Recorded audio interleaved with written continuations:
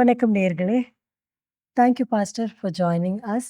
ஆ pastor, நம்மளோட அடுத்த கேள்வி என்னன்னா, ஆ எப்படி ஒரு நல்ல சாய்ஸஸ் லைஃப்ல எடுக்கிறது? இப்போ யங்ஸ்டர்ஸே எடுத்துட்டீங்கன்னா, நெறைய பேர் வந்துட்டு இந்த சாய்ஸஸ்னால ஒரு ஒரு டிசிஷனால ரொம்பவே தள்ளாடுறாங்க இல்லைங்களா? ஸோ எந்த மாதிரி அ லைஃப் சாய்ஸஸ் நல்ல கரெக்ட்டான சாய்ஸஸ் எப்படி தேர்வு பண்ணலாம்? அத பத்தி சொல்றீங்களா? மீண்டுமாய் உங்களை சந்திப்பதில் ம். எனக்கு சந்தோஷம் உண்டாகிறது. ம். இப்பொழுது நாம் தேர்ந்தெடுக்கிற விதம் என்ன என்றால், ம். முதலாவது நம்முடைய எண்ணங்களிலே இருக்கிறது. திங்கிங்ல. அ ஓகே. நம்முடைய எண்ணங்கள் சரியா இருந்தால், ம்ஹ்ம். நாம் சரியாக செயல்படுவோம். ஓகே. வேதம் என்ன சொல்லுகிறது? இருதயத்தின் நிறைவால் வாய் பேசும். ஆ. அப்போது நம்முடைய எண்ணங்கள், ம். நம்முடைய சிந்தனைகள் சரியாக இருக்க வேண்டும். நல்ல மனுஷனுடைய இருதயம் ஆகிய பொக்கிஷம் என்று வேதம் சொல்லுகிறது. ம். அப்போது நம்முடைய இருதயம் பொக்கிஷமா இருக்குது. ம். நீங்க அந்த பொக்கிஷம் என்ன சேர்த்து வைத்திருக்கிறீர்கள்? நல்லதை சேர்த்து வைத்தால் நல்லதை பேசுவீர்கள். ஓகே. கெட்டதை சேர்த்து வைத்தால் கெட்டது தான். அப்போ வாலிப பிள்ளைகளுக்கு அவர்களுடைய எண்ணங்களும், சிந்தனைகளும், உணர்வுகளையும் ம்ஹ்ம். பெற்றோர்களாகிய நாம் கவனிக்க வேண்டும். ம். பாடங்களை படிக்கும்படியாக பிள்ளைகளுக்கு ஊக்கப்படுத்துகிறோம். ம். அதுங்கள் அழகாக சொன்னதை சொல்லும் கிளிப்பிள்ளை என்று போய் அது கல்லூரி வரைக்கும் போய் படித்து வருகிறது. ஆமா. ஆனால் அவர்களுடைய கேரக்டர்களை ம். எப்படி இருக்கிறது என்று பெற்றோர்களும் கற்றறிந்து பிள்ளைகளுக்கு சொல்லிக் கொடுக்க வேண்டிய விதத்தில் சொன்னால் ம்ஹ்ம். அவர்கள் எப்பொழுதும் உயர்ந்தவர்களாயிருப்பார்கள். நல்ல எண்ணங்கள் ம்ஹ்ம். நல்ல உயர்ந்த மனிதர்களை உருவாக்கும். ம். ஆகையால் அந்த நல்ல எண்ணங்களை அவர்களுக்கு தூண்டிவிட வேண்டியது நம்முடைய காரியம். ம். ஆகையாலே நீ பிள்ளைக்கு ஆகாரத்தை போட்டால் அதுங்க சாப்பிட்டு அது தன்னால் வளரும். ஆமா. ஆனால் அந்த வளர்ச்சி பெரிதல்ல. ம். அவர்கள் அறிவோடும் ஆற்றலோடும் திறமையோடும் வளர வேண்டும். ம். ஆண்டவருக்காக லூக்கா எழுதும் பொழுது ம்ஹ்ம். அவர் மனுஷருடைய தயவிலும் கர்த்தருடைய கிருபையிலும் நாளுக்கு நாள் ஞானத்தினாலும் அறிவினாலும் விருத்தி அடைந்தார் என்று சொல்லப்படுது. ம். அப்படி உன்னுடைய பிள்ளைகளை என்னுடைய பிள்ளைகளை எப்படி இருக்க வேண்டும்? ம். அப்படி அவ்விதமாக அறிவிலே விருத்தி அடைய வேண்டும்.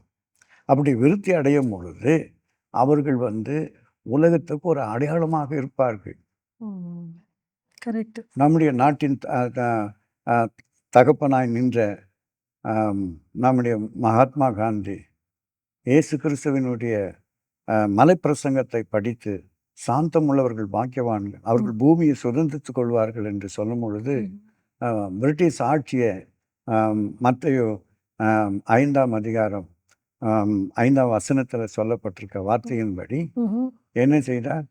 சண்டை வேண்டாம், அஹிம்சை என்ற வார்த்தையை கொண்டு வந்தது வேதத்திலிருந்து தான் அவர். ம். ஆகையால அமைதலாயிருந்து நாட்டை சுதந்திரித்தார். ம். ஆகையினால்தான் நாட்டுக்கே அவர் இன்றைக்கு தகப்பன் என்று அழைக்கப்படுகிறார். ஓகே. ஆகையால இயேசு கிறிஸ்துவினுடைய அன்பை யார் பின்பற்றுகிறார்களோ ம்ஹ்ம். அவர்கள் மகான்களாக மாறுவார்கள். ம். அந்த மகான் என்று சொல்வது கூட அமெரிக்க நாட்டு மக்கள் தான் அவருக்கு அந்த பெயரை சூட்டினார்கள். ஆ.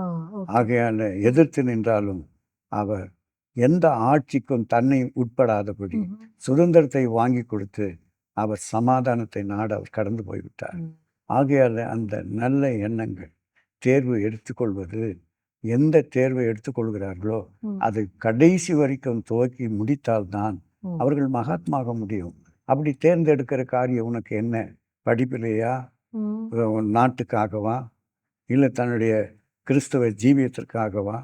எந்த ஒரு மிஷினரியாக போகவா? இல்லது குடும்பத்தை நடத்த ஒரு தலைவனாக இருக்கவா? நீ எதை தேர்ந்தெடுக்கிறாயோ அதில் நீ சிறந்து விளங்க முடியும்.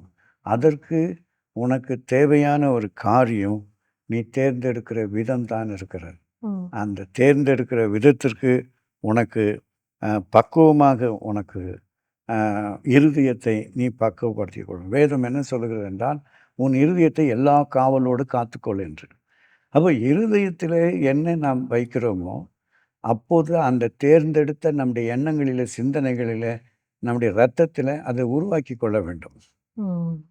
இப்போ ஒரு பிள்ளை ஓடுது, ஓடி கீழே விழுந்துடுது, கை காலெல்லாம் தேஞ்சின்னு போயிடுது. இப்போ தேஞ்சின்னு போயிட்ட பிறகு அதுக்கு போய் ஹாஸ்பிட்டலுக்கு கொண்டு போக முடியாது, சும்மா அப்படி தேஞ்சிருக்கீங்க. அதனால 2 நாள் 3 நாள் விட்ட பிறகு ம்ஹ்ம். அது தையல் போட்ட மாதிரி அந்த ஸ்கின்னெல்லாம் அப்படி இருக்குது. அது யார் பண்ணுறது? ம். பாருங்க, இயற்கையாகவே அதனுடைய ரத்தத்தில் ம். அந்த செல்ஸுங்க ரத்தத்தை வெளியெடுப்பாதபடி அது என்ன செய்யுது? பாதுகாத்து. பாதுகாக்கு. ஆமா. அப்படி நம்முடைய எண்ணங்கள், சிந்தனைகள் நமக்கு அறியாமலே நாம் செயல்படுவதற்கு அது உதவுகிறது. ம். ஆகையால் நம்முடைய எண்ணங்களை சீராக வைத்துக்கொண்டு தேர்ந்தெடுக்கிற விதத்தில் தேர்ந்தெடுத்தால் நீங்களும் மகான்களாவீர்கள். ஆண்டவர் உங்களோடு கூட இருப்பாராக. நன்றி பாஸ்டர். நேயர்களே, இந்த நிகழ்ச்சி உங்களுக்கு மிகவும் பிரயோஜனமா இருக்கும்னு நாங்க நம்புறோம். எங்களுடன் தொடர்பு கொள்ள வேண்டிய முகவரி info@febaonline.org. நன்றி, வணக்கம்.